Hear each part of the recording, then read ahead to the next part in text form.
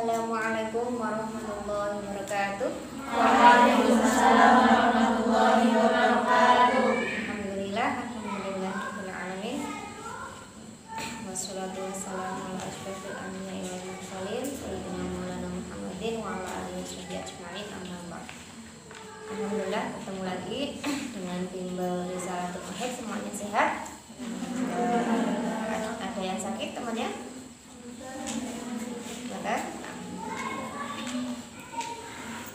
Kita akan melanjutkan pembacaan kitab Risalatul Mahid yang kayaknya bisa kita rambung bisa kita selesaikan malam ini ya. Tinggal satu bab. Ya tapi kemarin kita sudah sunah dan adabnya mandi ya, sudah ya. Sekarang bab wetengan, bab yang sebelum ini juga sering kita bahas ya.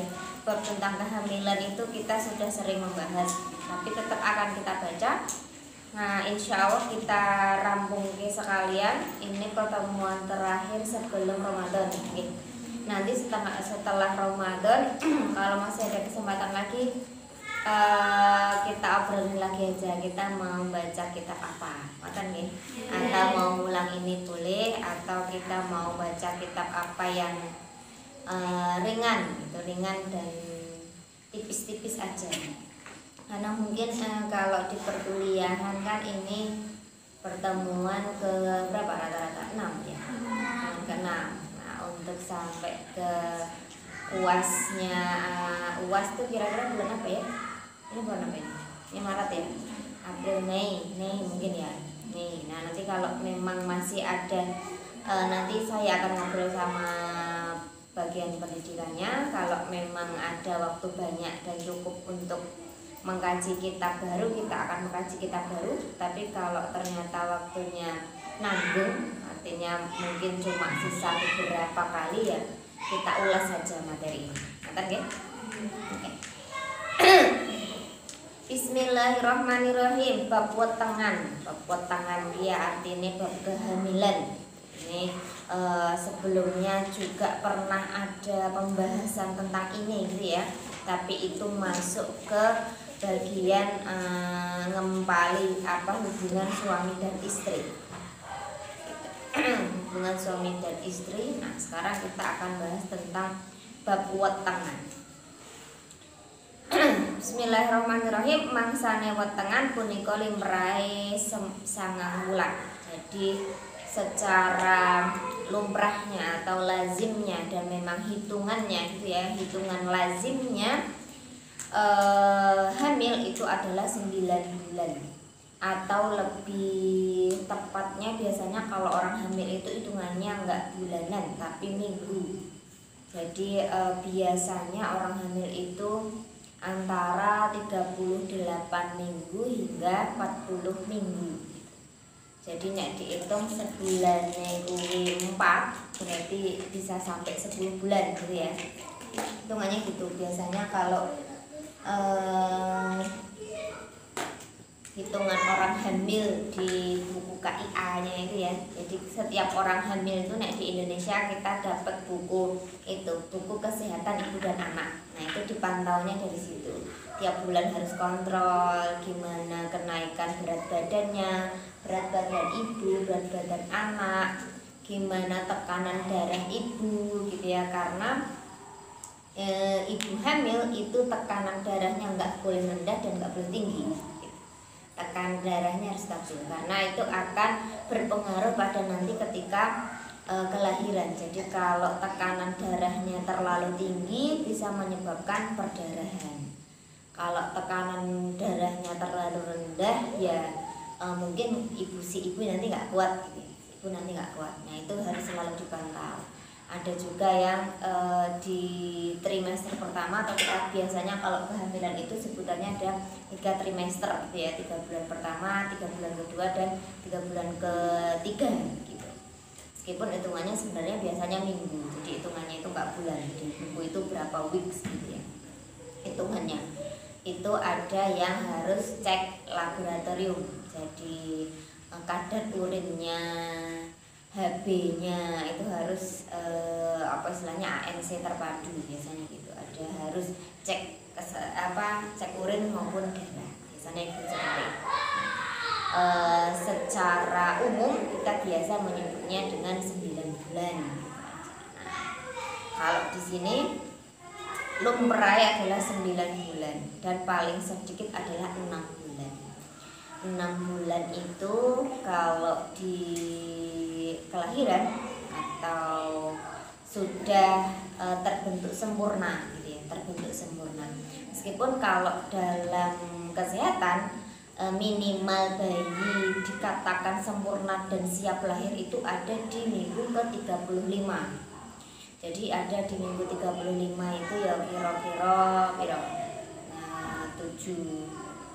8 bulan ya, 8 bulan ya. Itu minggu ke-35 itu sudah dinyatakan siap untuk kelahiran. Jadi antara minggu 35, 38 biasanya di angka 36 sampai 38 sampai 40. Jadi ada yang masih bisa menunggu hingga 40 minggu tergantung kondisi. Jadi ketika ibu hamil itu kan ada plasentanya atau kita nyebutnya ari-ari gitu ya. Itu plasentanya. Apakah plasentanya masih bisa plasenta itu kan tempat bayi mendapatkan sari makanan gitu ya. Jadi apakah plasentanya masih sehat untuk menyalurkan nutrisi ke jabang bayi. Kemudian ada juga yang melindunginya adalah air ketuban. Apakah air ketubannya masih jernih, masih cukup untuk jadi tempat hidupnya si bayi. Itu dicek. Kalau semuanya masih sehat sampai ke minggu 40 itu masih bisa ditunggu. Jadi setiap kalau dalam kehamilan biasanya di 2 trimester sampai umur 6 bulan atau bahkan 7 bulan itu kontrolnya setiap bulan gitu ya, kewajiban kontrol. Tapi kalau sudah di 8 bulan, 9 bulan biasanya per 2 minggu. Nah, kalau 7 bulan, 8 bulan itu per 2 minggu harus kontrol. Nanti kalau 9 bulan per minggu itu harus kontrol. Karena kondisi air ketuban, plasentanya plasenta itu kan semakin tua dia akan semakin mengkapur gitu ya istilahnya, atau ya kayak daging itu lama-lama jadi mengapur itu ya, jadi putih-putih gitu ya. Nah, itu berarti tandanya sudah nggak sehat dan lain sebagainya. Nah, tapi di usia 35 itu janin sudah dianggap kuat atau siap untuk dilahirkan dari segi usia kehamilan. Dari segi bobot bayi itu harus di atas 2 atau 2,5 gitu. Nah, jadi itu yang bayi yang siap lahir gitu ya, enggak istilahnya bukan prematur gitu ya. Prematur artinya prematur, belum siap, belum matang. Itu 2,5 kayaknya. Jadi usia untuk yang janinnya 1 ya. Kalau kembar beda lagi. Kalau kembar itu hitungannya berapa saya lupa. Jadi kalau yang janinnya 1, nah itu bayi dinyatakan aman untuk dilahirkan tanpa harus ada memang sehat, nggak harus diinkubator dan lain sebagainya itu ya. Itu kalau beratnya kayaknya 2,5 atau 2 gitu. Nah, itu jadi baik dari sisi waktu maupun dari sisi keadaan bayinya. Tapi memang kalau di sini bulan paling sekedar adalah 6 bulan. Mungkin di situ kan kasuistik ya. Mungkin ada yang 6 bulan memang bisa lahir tapi pasti perlu perawatan tertentu gitu ya. Perlu penanganan tersendiri dibanding bayi yang lahirnya sudah di atas 35 minggu. Kemudian lajeng kathah-kathahe boten saged langkung saking 4 tahun. Ini juga kasuistik gitu ya, tidak bisa dijadikan ukuran karena ini kan Imam Syafi'i ya lahirnya 4 tahun di kandungan ibunya. Makanya itu dijadikan pedoman bahwa ada kok bayi yang 4 tahun lagi lahir, tapi itu tidak bisa dijadikan standar. Tidak bisa dijadikan standar karena dalam medis itu kalau memang sudah lebih dari 40 minggu tidak ada tanda-tanda mau keluar, dia harus diintervensi atau entah dia diinduksi, istilahnya kontraksinya dibuat gitu ya, jadi anaknya itu dibuat agar dia berkontraksi atau langsung dioperasi. Jadi maksimal jatah menunggu itu hanya sampai 40 minggu dengan syarat yang banyak itu tadi, plasentanya masih sehat, air ketubannya juga masih jernih, detak janin bayinya juga dan gerakan bayinya masih aktif dan lain sebagainya.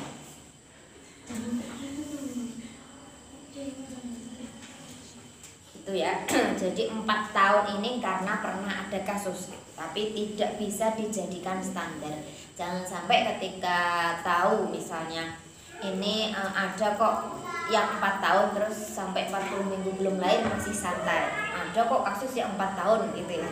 Nah itu ya memang karena istimewa aja gitu ya, tidak semua orang mendapatkan itu. Kemudian kangge pangadatan Jawi nalika istrine meteng sepindahan menawi sampun angsal 7 wulan dipun tingkepi ngangge syarat mewarni-warni. Nah ini kalau di adat Jawa itu kalau di sini yang tertulis adalah 7 bulan, tapi banyak yang dari 4 bulanan atau bahkan ada yang 3 bulanan ya. Kalau di tempat saya itu 4 bulanan. Kenapa ketika 4 bulanan itu diselamati istilahnya? Karena di 4 bulanan itu adalah ketika ruh ditiupkan gitu ya. Filosofinya adalah di situ tujuannya. Ketika ruh ditiupkan itu akhirnya diselamati. Jadi pertanda, jadi penanda usia 4 bulanan janin dinyatakan sudah ada nyawanya. Nah, itu akhirnya diselamati. Di sini juga 4 bulanan itu yang menandai atau yang masuk dalam kategori fikih yang ketika keguguran. Jadi ada bayi yang ibunya keguguran gitu ya, itu adanya hitungannya dari 4 bulan. Ketika bayi gugurnya itu setelah 4 bulan, artinya setelah ruh sudah ditiupkan, maka ketika ibunya berdarah, ketika ibunya mengeluarkan darah setelah melahirkan itu dihitung nifas atau istihadah. Ini batasannya ada di 4 bulan ini. Ada yang menyatakan kalau di atas 4 bulan berarti hukumnya sama kayak ibu habis lahiran, berarti itu nifas. Tapi ada juga kalau sebelum 4 bulan maka hukumnya istihadah karena janinnya belum dikatakan janin, masih bakal janin.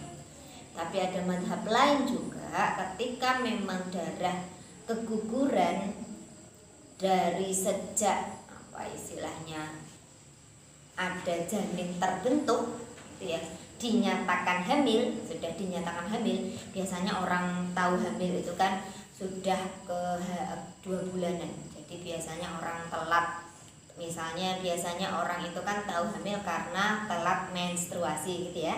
Tapi sekali menstruasi ketika kita spek itu belum tentu langsung kelihatan positif. Itu berlaku misalnya telatnya sudah 2 minggu ke atas. Tapi kalau kadang tes spek itu kan ada yang paling murah, ada yang paling mahal. Jadi ada yang paling sensitif mungkin di 2 minggu telat itu sudah bisa dites. Tapi kalau yang tes spek biasa itu biasanya 1 bulanan itu baru bisa terdeteksi bahwa tes speknya menunjukkan positif. Jadi dulu saya hamil dua-duanya itu beli tes spek langsung 3. Jadi pas zamannya itu tes spek itu ada yang harganya dari 7.000, pokoknya dibeli itu sama Pak. 7.000 sampai berapa yang 35.000 itu dibeli semua. Jadi dites mana yang ini memang berbeda ya, kadang kan kalau positif itu garisnya ada 2 gitu ya. Nah jadi ada yang satu samar, ada yang 1. Jadi itu tergantung kesensitivitasan tes speknya juga dan lama telatnya sudah berapa hari. Kalau baru telat menstruasi seminggu biasanya belum bisa terdeteksi. Berlaku juga ketika USG. Jadi ketika sudah hamil itu kan terus di USG itu ya perutnya ya, untuk dilihat apakah ada janin di dalamnya gitu ya. alat kedokteran. Ketika usia masih 1 bulanan biasanya USG pun belum bisa mendeteksi karena masih saking kecilnya gitu ya, masih saking kecilnya. Biasanya bisa kelihatan memang positif hamil itu nanti ternyata sudah ada di 8 minggu, 10 minggu. Biasanya hamil seperti itu. Nah, ketika kegugurannya sudah dinyatakan hamil, ada madhab yang menyatakan ya sudah, karena itu tadi darah yang keluar beserta bakal janin, maka itu sudah hitung nifas. Tapi kalau jumhurnya menyatakan kalau setelah 4 bulan baru dinyatakan hukumnya sama dengan ibu yang lahiran, artinya darah yang keluar setelah keguguran itu dihitung nifas. Tapi sebelum 4 bulan itu masih kalau ada darah yang keluar setelah keguguran itu hukumnya istihadah. Itu batasannya atau untuk mengukurnya adalah di 4 bulan itu tadi. Kemudian, nah di 4 bulan ini biasanya ada selamatan. Sudah saya ceritain ya, kalau selamatan itu 4 bulan 7 bulanan. Biasanya kalau 4 bulan ya sayurannya harus 4 macam atau kelipatannya, bikin tumpengnya itu ya. Jadi kalau di adat saya ya, di adat desa saya itu gitu, ada yang bentuk tumpengan, ada yang nasinya dibulet-bulet gitu ya. Nah itu kalau 4 bulan ya 4 atau kelipatannya, kalau 7 bulan ya 7 atau kelipatannya. Berlaku juga ketika ada rujaknya. Nah, biasanya nek selamatan kapatan atau pitunan itu selain menu utama atau menu-menu makanan nasi itu ada ketupatnya, terus ada rujaknya. Rujaknya itu juga kalau 4 bulanan buahnya itu 4 macam atau kelipatannya. Kalau 7 bulanan ya 7 macam atau kelipatannya. Nah, itu ada ya, warna-warna kayak gitu ada. Yang masuk ke ajarannya ya proses selamatannya itu tadi. Karena niatnya itu kan memang selamatan ketika usia 4 bulan, menandai bahwa ini ruh sudah ditiupkan ke janin. Artinya ketika sudah ditiupkan maka doanya itu ditambah, istilah gitu ya. Doanya ditambah bahwa sudah ada manusia di dalam perut. Tidak hanya daging yang nempel, istilahnya ya, tidak hanya daging yang nempel, tapi sudah ada ruh yang sudah bisa mendengar, sudah bisa merasakan, dan sudah bisa kita beri ajaran-ajaran misalnya gitu, atau ajaran-ajaran tentang Islam. Kemudian yang 7 bulan, nah ketika sudah 4 bulan itu kemudian diselamati lagi 7 bulan. Karena apa? Nah 7 bulan, nah itu ya tadi, 7 bulan itu diyakini bahwa kalau sudah kelewat 7 bulan itu bayi sudah siap dilahirkan. Yang pertama itu. Yang kedua adalah 7 bulan sampai 9 bulan itu ibunya itu sudah merasakan apa istilahnya, letih atau beratnya sudah semakin berat gitu ya. Beratnya sudah semakin berat menanggung kehamilan maksudnya ya. Meskipun ketika secara kondisi fisik ibu biasanya 7 sampai 9 itu lebih sehat dibanding trimester pertama. Biasanya trimester pertama yang masih suka muntah, yang masih suka lemes gitu-gitu di trimester pertama. Trimester terakhir itu biasanya bisa dijak pelayan kayak gitu ya, bisa dijak pelayan. Nah, tapi ini menandai bahwa janin yang dalam rahim ibu itu semakin berat, gerakannya semakin banyak, itu membuat ibu atau orang si ibu yang hamil itu merasakan susah payahnya sudah 2 kali lipat. Maka di situ diselamati lagi. Jadi meminta apa ya, dikuatkan si ibunya, dan karena 7 bulan ini anak sudah dianggap siap lahir, maka doanya itu untuk kelahirannya itu diperbanyak. Makanya yang diselamati adalah usia 4 bulan sebagai tanda ruh masuk ke dalam jasad, dan 7 bulan. Nah, itu menyiapkan atau mempersiapkan bahwa janin ini sebentar lagi akan lahir. Nah, untuk adat-adatnya mungkin satu sama lain daerah beda-beda ya. Ada yang kalau saya ya itu tadi apa namanya yang beda ya menu makanannya aja. Tapi untuk prosesinya ya cuma baca tahlilan atau baca ayat tertentu.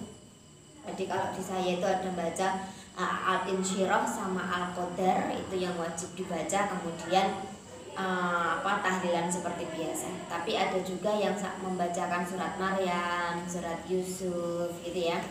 Ada juga yang sampai khataman, misalnya menggelar khataman untuk 7 bulanan. Ada juga yang masih pakai siraman. Jadi nek 7 bulan ngono kae di mandi kembang kayak ya siraman atau istilahnya apa ya? Itu atau kayak siraman kayak nek mau nikah kan biasanya ada siraman gitu ya. Nah, itu ada juga yang seperti itu. Nah, yang di sini yang dibahas oleh si penulis adalah hal-hal atau adat yang ketika untuk melakukan ini itu dengan adat yang sia-sia, atau di sini kan ada istilahnya 7 bulanan itu gelundung ke telur gitu, dari atas itu gelundung sampai ke bawah. Kalau dia pecah itu berarti jabang bayinya itu cewek atau cowok gitu. Jadi dia pecah atau tidak gitu. Tak boleh aneh. Yang pecah terose larene estri. Jadi kalau ada telur digelundung dari atas ketika 7 bulanan, nek pecah berarti tandane bayine wedok. Nek ora pecah berarti lanang. Nah, hal-hal yang mungkin agak tidak masuk akal inilah yang dikritik oleh penulis. Jadi bukan keselamatannya, tapi cara istilahnya ya, adatnya itu tadi ya, adat-adat yang kalau di sini menyebutnya muspro, artinya itu enggak ora berfaedah sama sekali. Kan sekarang juga ada yang istilahnya baby shower itu kalau yang artis-artis itu kan ada ya kok meledas ke balon itu. Saya juga nggak tahu itu cara kerjanya gimana. Kan ada yang nanti cowok apa cewek yang meledas, cowok apa cewek gitu kan. Itu hal-hal yang ya itu sebenarnya kalau tidak diimani artinya itu sebagai having fun saja ya enggak masalah gitu. Karena kalau di zaman sekarang di usia 6 bulan pun sudah kebiasaannya sudah kelihatan itu cowok apa cewek gitu ya. Dari USG itu udah kelihatan. Jadi kan kelaminnya bayi itu sudah terbentuk. Nah, ketika kelaminnya bayi sudah terbentuk sudah bisa dilihat dari USG. Tapi ada juga yang ketika di USG posisi bayinya ini nutup gitu. Posisi bayinya itu nutup.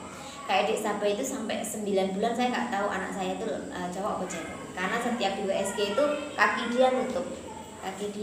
Jadi nggak mau memperlihatkan jenis kelaminnya apa. Kalau USG itu kan memang kelihatan ya, itu bentuk tangannya, itu bentuk kepalanya. Apalagi sekarang USG itu ada yang 2D, 3D sampai 4D. Jadi 4D itu ya kayak kelihatan nyata gitu ya. Kelihatan nyata. Nah, ada juga yang nggak kelihatan ya, kayak Sabu itu. Jadi bapak itu sudah nyiapinnya 2 nama. Ini nek lanang iki, nek cewek iki. Karena sampai 9 bulan kita nggak tahu iki arep lahir lanang mau wedok. Ternyata lahir itu. Ternyata lahir lanang. Nah, jadi saya tahu itu sudah 2 pemeriksaan terakhir lah kayaknya. Dan buat saya sih kepentingannya hanya karena anak kedua ya. Anak kedua ini biasanya nek bayi itu nyiapkan baju-bajunya masih yang baju bayi itu kan satu paketnya ya ono sing warna biru ya ono sing warna pink. Dan itu nggak bisa dibeli terpisah ya kalau memang mau beli satu paket. Jadi nggak yang harus tahu cowok apa cewek ini. Biar kalau cewek saya beli bajunya pink.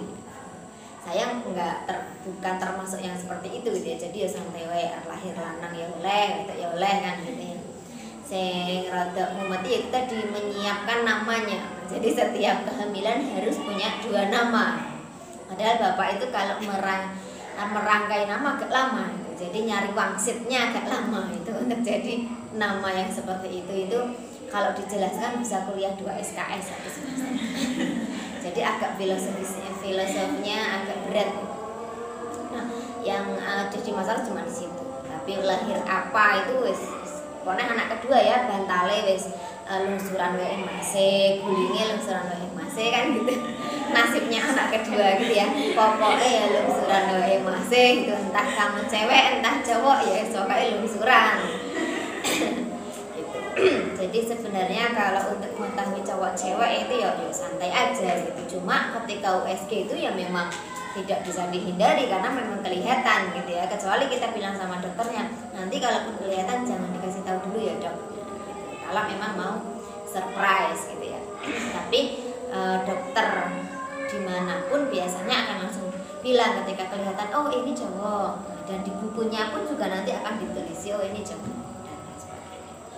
Jadi untuk adat-adat yang kayak ora patek masuk akal itu tadi, kalau memang tidak diimani ya buat saya karena adat ya. Ketika berbicara tentang adat itu kita berbicara tentang orang tua, orang sekitar, nenek moyang dan lain sebagainya. Itu tidak semudah kita ngomong itu syirik, saya nggak mau pakai itu. Kita itu nggak semudah itu gitu ya, karena ada hal lain yang butuh kita jaga. Istilahnya kepercayaan orang tua kita, omongan orang-orang sekitar tentang orang tua kita. Nah, ada yang perlu kita jaga. Jadi selama adat itu kita niatnya memang menghargai adat tidak masalah gitu ya. Yang jelas dalam selamatan itu kita utamanya adalah berdoa. Dan sedekah, karena nyedekahi wong untuk balik mendoakan kita.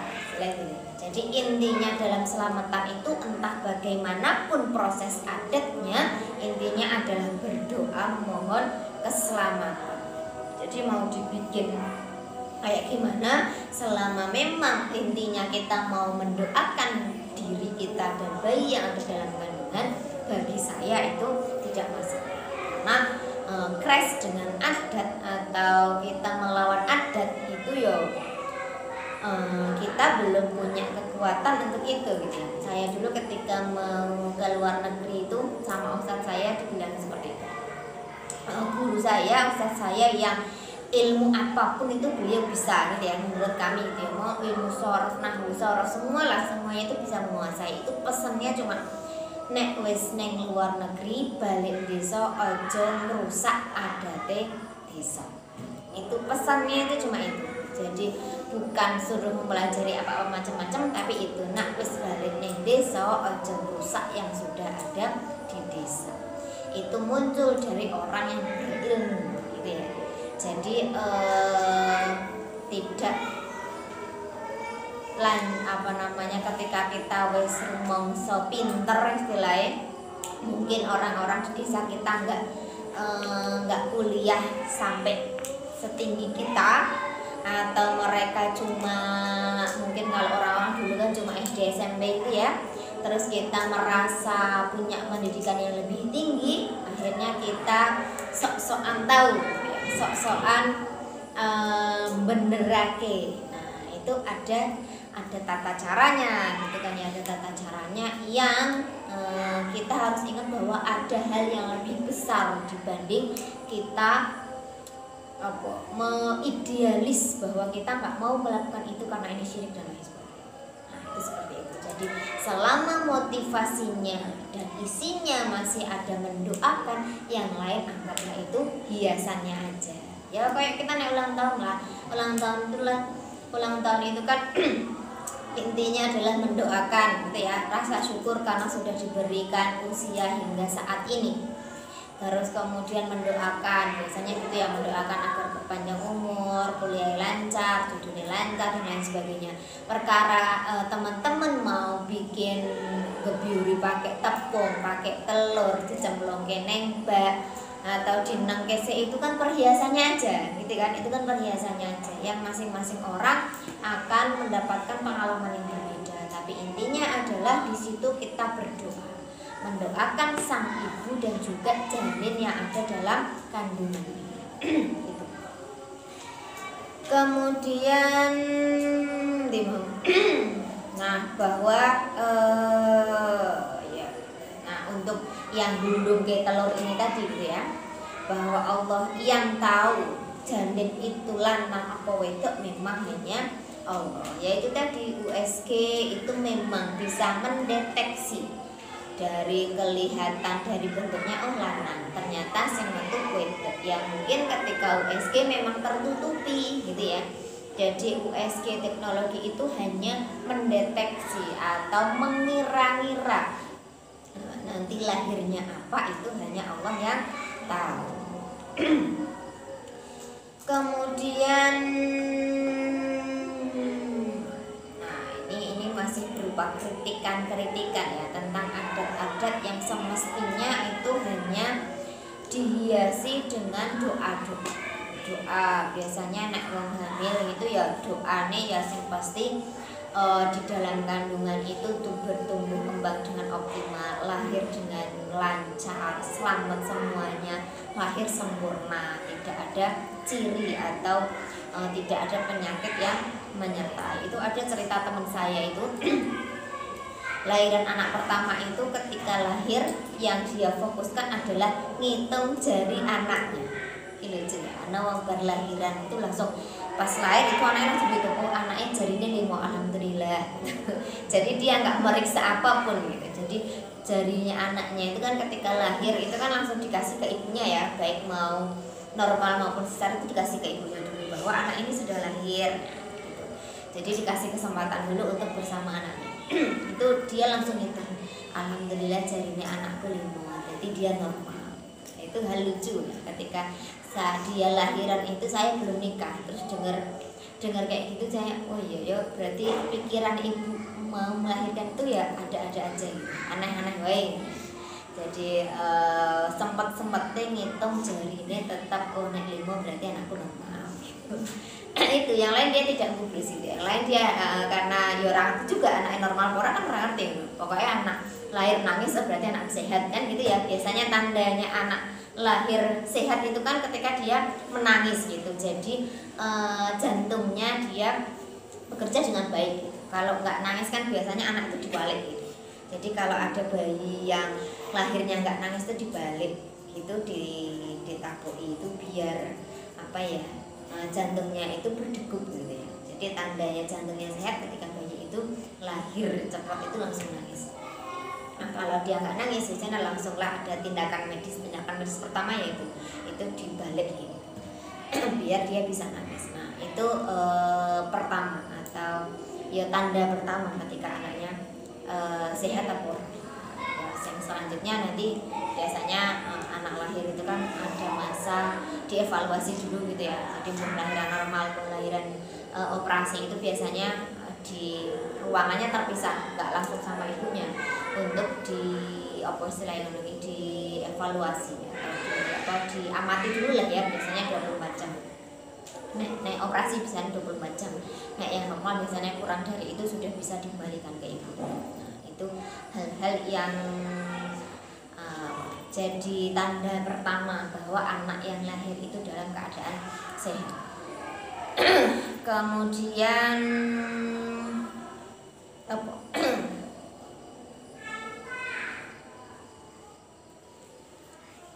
Ya, ini isinya memang kritikan gitu ya.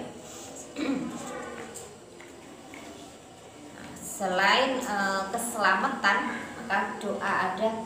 Saya dapat ijazah doa itu ya intinya doa dalam ketika masih dalam kandungan itu ya, doanya yang nggak cuma sehat tapi dia pinter ngaji, pinter sekolah sih gitu ya. Kemudian saya kok jadi lupa. Itu doa yang masih saya baca sampai sekarang meskipun nama saya sudah lahir gitu ya. Kok saya jadi lupa di sini. Wah intinya pinter ngaji kalam Allah, bisa jadi hafidhan wa syahidan. Nanti kalau saya ingat tak kasih tahu. Pun saya kasih tahu kalian juga belum bisa mempraktekkan sekarang kan. Nanti kalau kalian mau hamil, saya dewasa pacarnya tak kasih doanya. Kalau saya masih ingat. Itu jadi doa-doa yang itu bisa didoakan atau dimintakan ketika bayi masih dalam kandungan. Jadi pendidikan bayi sudah pernah saya bilang ya, pendidikan bayi itu dimulai sejak dia dalam kandungan. Itu diajak ngobrol, diperdengarkan murotal mungkin atau musik-musik klasik, atau hal-hal yang baik itu sejak dalam kandungan. Jadi memulai ngobrol dengan bayi atau dengan anak itu dimulai sejak dia masih dalam perut. Jadi diajak ngobrol apapun, diajak curhat, diajak apa ya, agar ngomong aja, bayi itu juga nanti bisa merespon gitu ya. Dulu saya pernah kayak gitu ya. Jadi ketika saya diam gitu, nah anak pertama kan kita bingung mau ngobrol sama bayi itu apa yang diajak ngobrol gitu ya. Jadi bapak itu juga bingung, saya mau ngajak ngobrol apa gitu kan. Ini orangnya belum kelihatan gitu, ini mau diajak ngobrol hukum, diajak ngobrol politik lah, susah gitu kan. Jadi kita juga bingung ini mau ngajak ngobrol apa. Tapi suatu ketika saya pernah membuktikan ketika saya sendirian itu tak ajak ngobrol. Pas saya dewean gitu ya, itu saya ajak ngobrol. Ibu lagi sendirian gitu, pokoknya kasih tanda nek itu bapak lagi kemana gitu, saya lagi sendirian, terus kasih tanda nek adik itu, saya lupa saya ngomongnya gimana ya, intinya saya butuh teman gitu. Terus dia akhirnya nendang. Nah, di situ saya tambah yakin bahwa iya, anak saya mendengarkan apapun yang saya omongkan, apapun saya obrolkan. Jadi ketika nangis ketika mau apa, dan saya itu gini dulu saya itu terkenal nih, teman-teman saya bilang orang hati, jahat banget ya orang hati gitu. Karena saya itu diajak nonton Korea, diajak nonton film-film yang termehek-mehek, itu saya nggak bisa nangis. Satu-satunya film yang saya selesai nonton nangis itu film Hachiko. Kalian tahu film Hachiko? Nggak tahu ya? Biar ada berarti Hachiko itu film yang diambil, bayangkan tahu guys. Hachiko itu film yang diambil dari kisah nyata. Jadi di Jepang itu ada anjing punyanya profesor yang setia dengan profesornya. Jadi profesornya kan ngajarnya naik kereta gitu ya. Jadi tiap berangkat itu diantar sama anjingnya, pulangnya dijemput lagi sama anjingnya. Nah, si profesor ini meninggal di tempat kerjanya. Anjingnya itu sampai akhir hayatnya masih pulang pergi ke stasiun.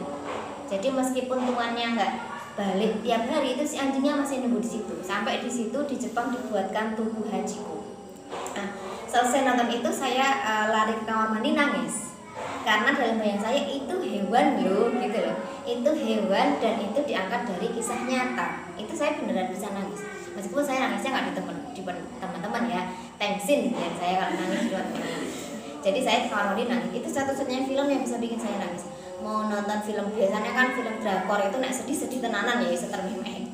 Itu saya nggak bisa nangis karena dalam bayang saya, ya itu main drama gitu ya, ngapain saya ya kita ngapusi gitu ya. Kalau Hachiko ini yang berperan yo anjing dan itu diambil dari kisah nyata. Jadi saya bayangannya itu langsung yang kejadian aslinya gitu. Kejadian aslinya si anjing itu akhirnya sampai meninggal di stasiun itu karena saking setianya dengan profesornya itu tadi. Nah, kata teman saya itu kayak gitu. Saya kalau diajak nonton film sedih malah tak ketawain, kalian ngapain nangis gitu. Jadi udah jengkel nonton sama saya. Tapi ketika saya hamil itu saya pernah cerita ya, orang hamil itu hormonnya semuanya meningkat. Dia lebih sensitif dari indera maupun dari perasaan. Penciuman lebih sensitif, penglihatan lebih sensitif hingga perasaan. Jadi ketika saya 7 bulanan itu saya ingat saya nonton Upin Ipin itu saya nangis. Tahu? Jadi Upin Ipin yang seri ya itu kan saya nonton random aja ya, random nonton Upin Ipin karena rapat sama sinetron kan, jadi paling lucu ya Upin Ipin. Nonton Upin Ipin itu ada seri yang perpisahan sama gurunya, itu saya nangis. Nah dari situ aku kok bisa nangis ya gitu. Jadi saya ketika hamil itu saya lebih sensi.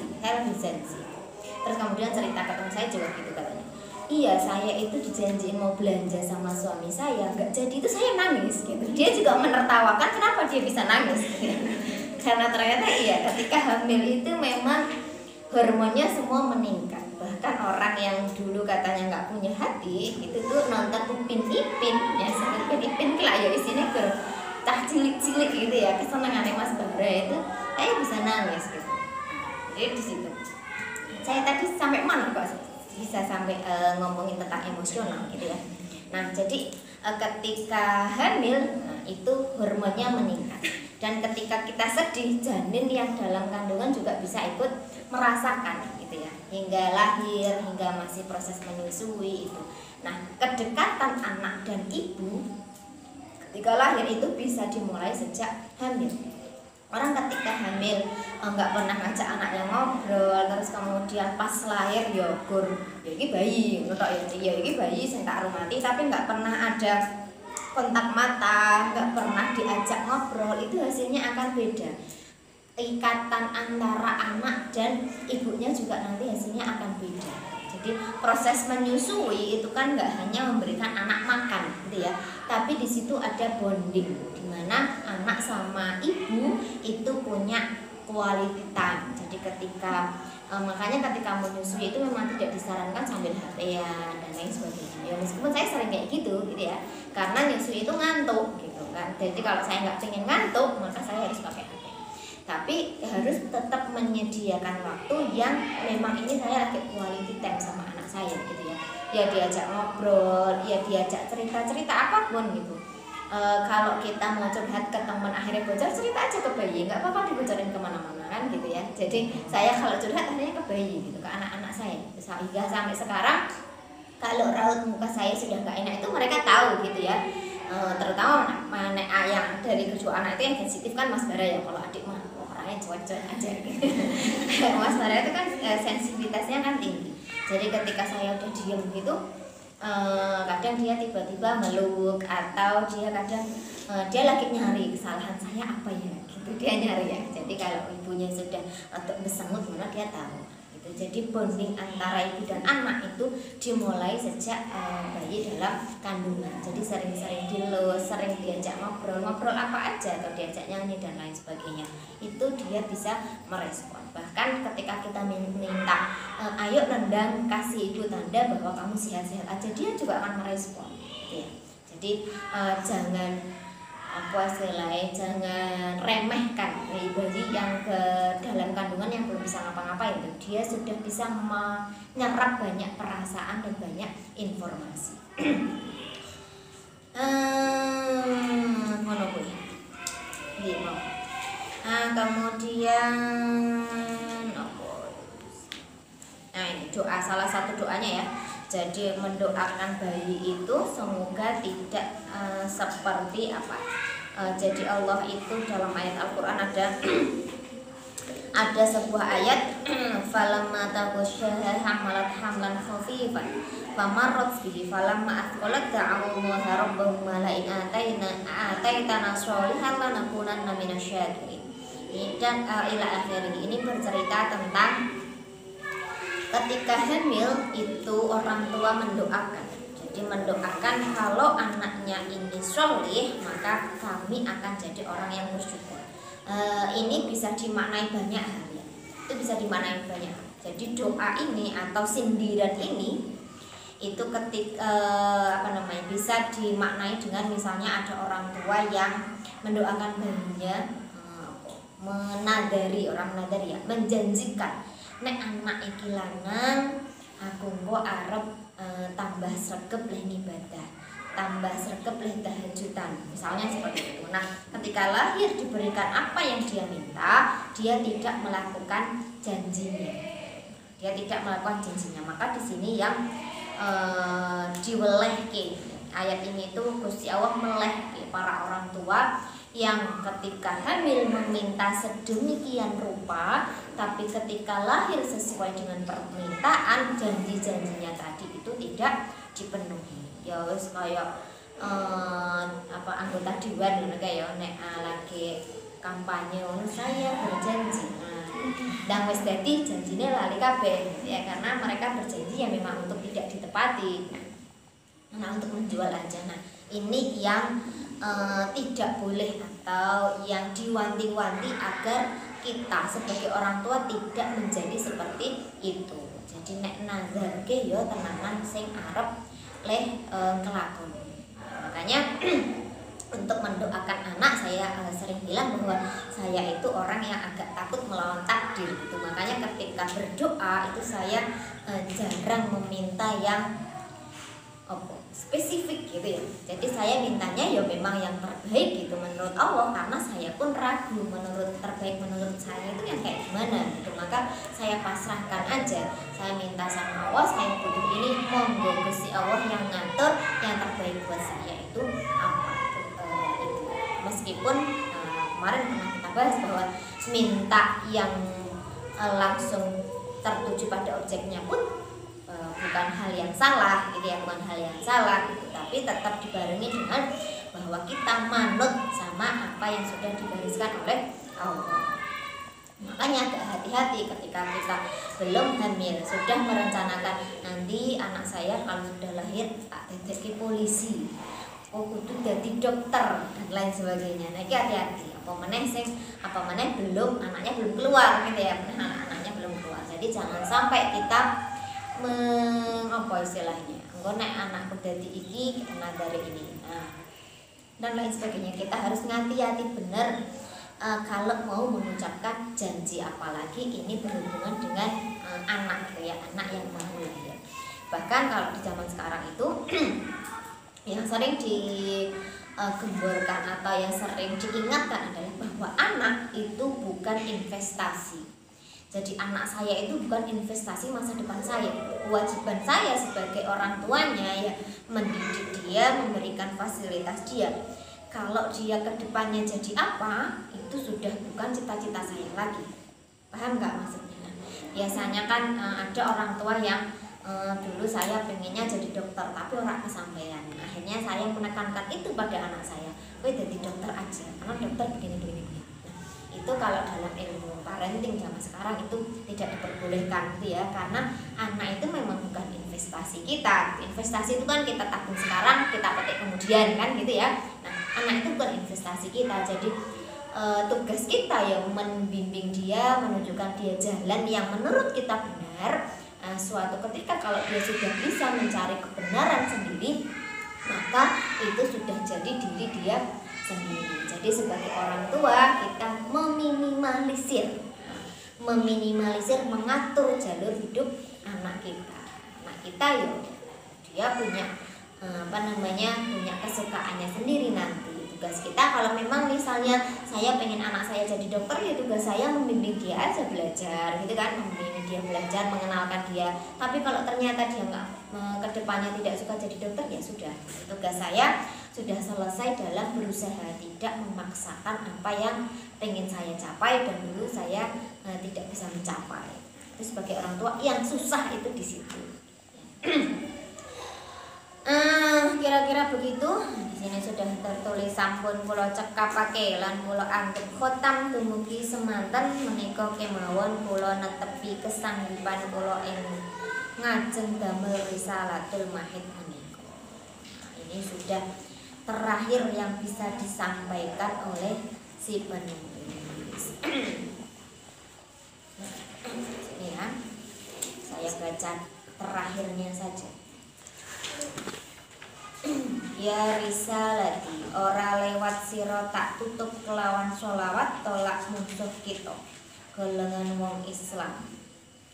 Musuh kita yaiku wong kafirin, musyrikin, munafikin, mufsidin lan sak tunggal-tunggal. Ini beliau menutup atau memberikan pesan kepada risalahnya, berbicara dengan kitab yang beliau susun itu dengan menutup dengan bacaan sholawat sebagai tolak balak untuk risalah ini agar bisa dimanfaatkan oleh orang-orang yang memang membutuhkan dan tidak diselewengkan oleh musuh-musuh kita.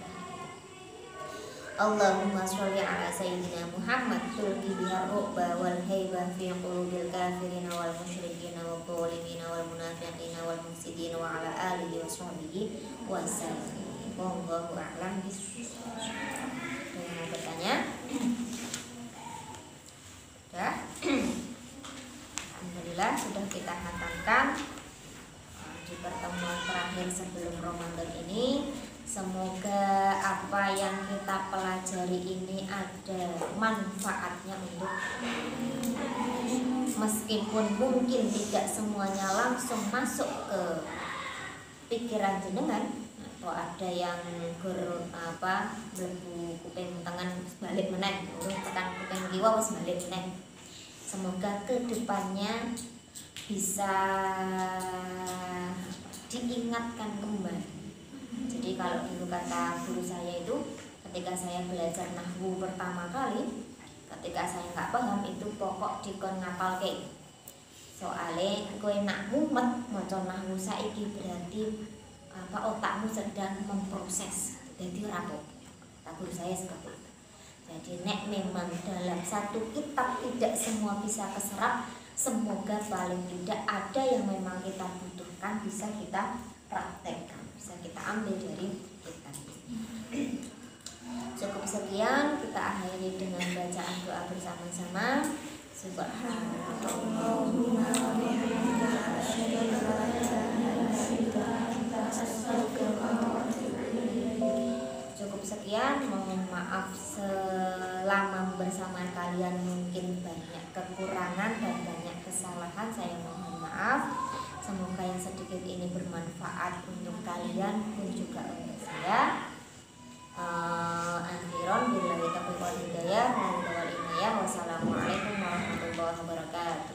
Waalaikumsalam warahmatullahi wabarakatuh.